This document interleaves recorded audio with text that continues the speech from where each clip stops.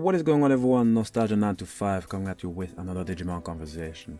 This one is going to be yet another special episode. It is going to be a bit spicy and might trigger some of the hardcore fans.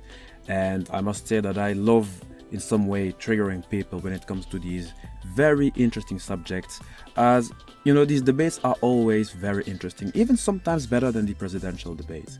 So what I wanted to do is compare two very strong characters from separate universes, one of Digimon, one of Dragon Ball. Now, let me correct myself. I actually wanted to compare Omnimon's Omega Force with Goku's Ultra Instinct form.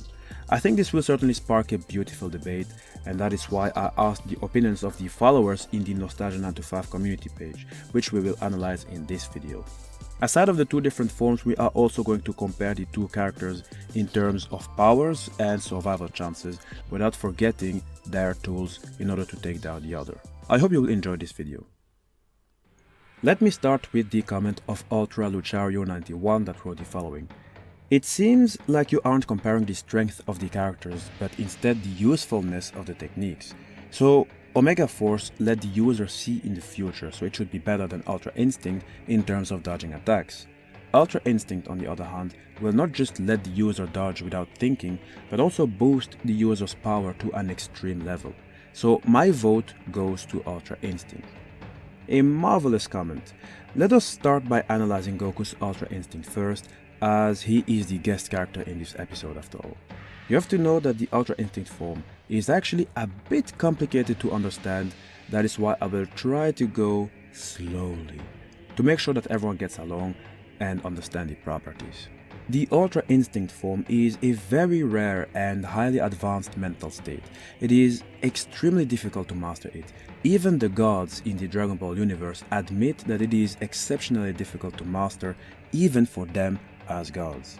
First time Goku used that form, it was the incomplete version, which enabled him to utilize the defensive aspects. This means that he could automatically react to any threat without having to think, as thinking will slow you down, maybe not in seconds but in these little nanoseconds. And in a world such as the one of Dragon Ball, the characters have been able to display incredible speeds, by far surpassing the speed of sound or the speed of light. Their battles always depend on these little nanoseconds. Now, do not forget, we are still talking about the incomplete Ultra Instinct form.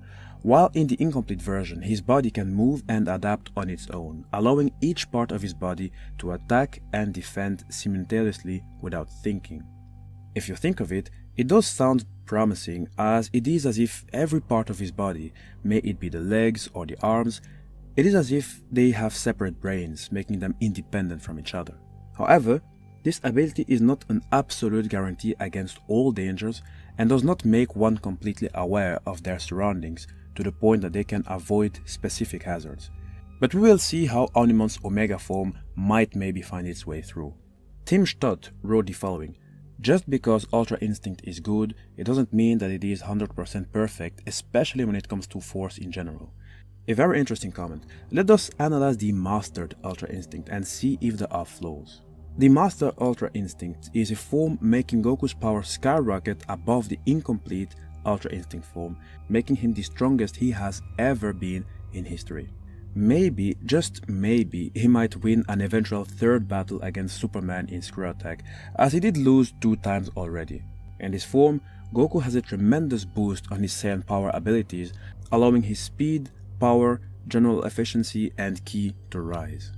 All of his moves are basically automatic, a bit the same as in his previous form, except that the big difference in this form is that Goku can both defend and counter-attack with ease without being hindered by the thoughts that made his previous form incomplete.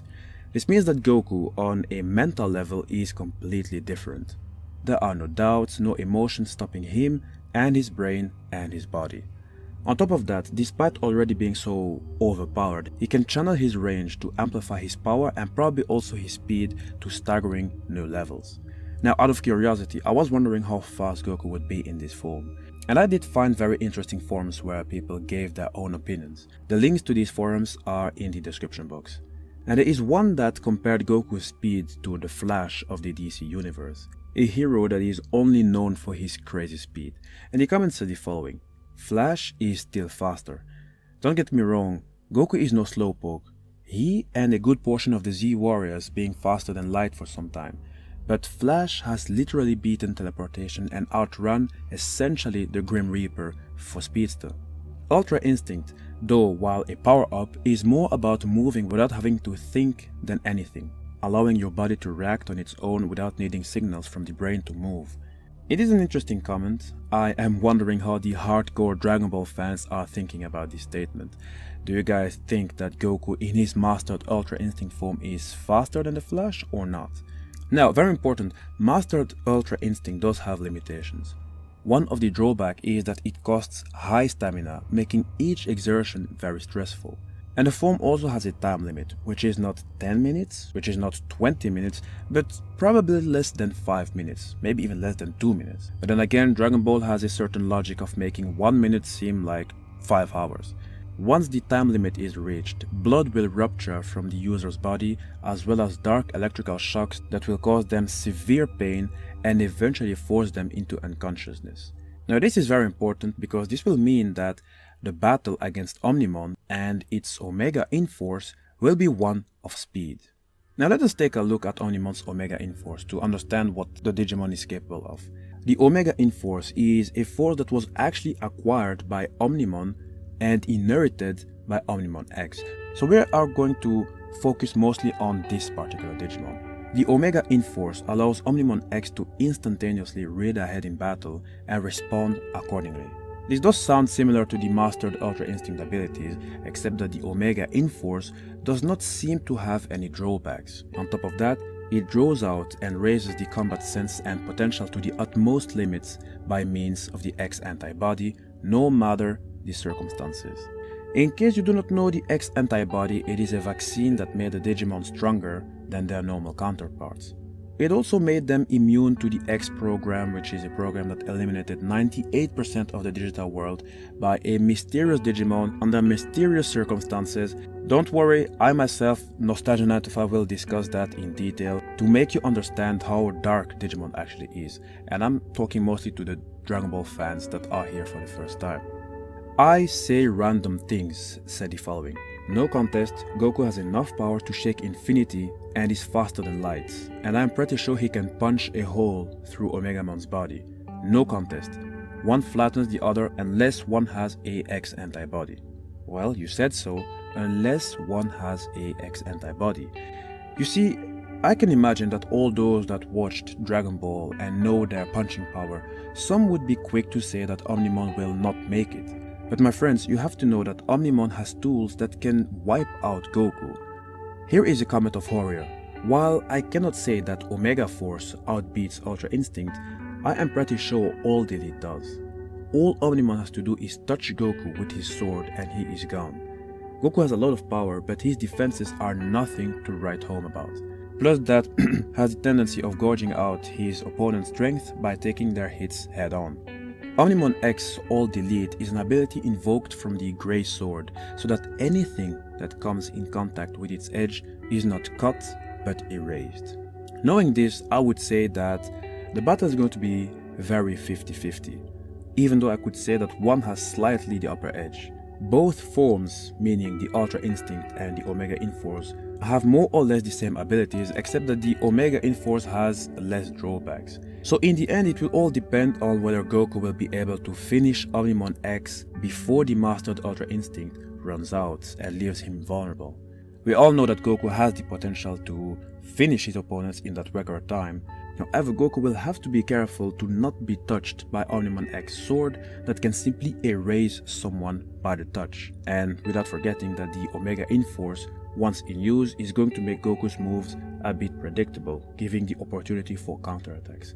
So who will win this battle? This is the end of the video, my good friends. I might give my own thought on who would win in the comment section, but it is really hard to tell. Now, let me know who you think would come out stronger in the comment section. Do not forget to write certain video recommendations in the comment section. You know that I really love reading your comments, and the proof is that I used many of your comments in this video, in many of the other videos. Do not forget to subscribe and join the Nostalgia925 crew. I talk about everything and nothing, so It is always a good thing when people join the crew. And in case you do not know, if you want to see more videos of Dragon Ball in this channel, check out the Dragon Ball playlist. And if you want more Digimon, check the Digimon playlist. All the two playlists are always updated, that way you can catch up on newer and older videos.